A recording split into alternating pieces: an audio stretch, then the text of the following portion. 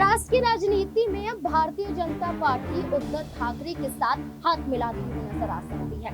Uddhav Thackeray Bharatiya Janata party को अपना समर्थन दे सकते हैं और बीजेपी एकनाथ शिंदे को दरकिनार करती हुई नजर आ सकती है।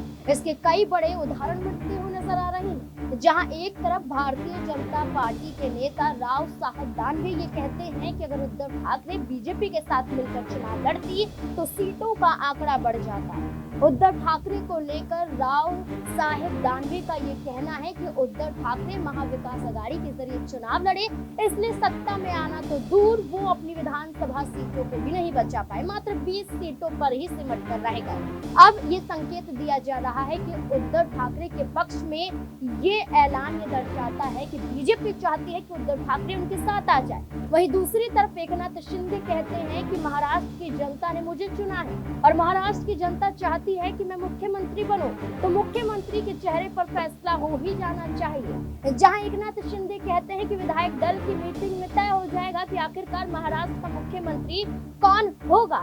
यहाँ एकनाथ शिंदे दावा कर देते हैं। अजीत पवार दिल्ली की ओर रवाना हो जाते हैं और अजीत पवार गृह मंत्री अमित शाह से मुलाकात करते हुए नजर आ सकते हैं। अब देखिए चर्चाएं तेज है, उद्धव ठाकरे से हाथ, एकनाथ शिंदे का दबाव और अजीत पवार की अमित शाह से मुलाकात इस और इशारा भी करती है कि अजीत पवार एकनाथ शिंदे को मुख्यमंत्री बनता हुआ नहीं देखना चाहते हैं। उद्धव ठाकरे खुद एकनाथ शिंदे को मुख्यमंत्री बनता हुआ नहीं देखना चाहते हैं। तो बीजेपी के लिए अजीत पवार और उद्धव ठाकरे का जो फैसला है वो कहीं ना कहीं बीजेपी के लिए भी जरूरी हो जाता है। इसलिए एकनाथ शिंदे हो सकता है कि गठबंधन से अलग हट जाए, लेकिन उद्धव ठाकरे हो सकता है हाथ मिलाते हुए नजर आ सकते हैं।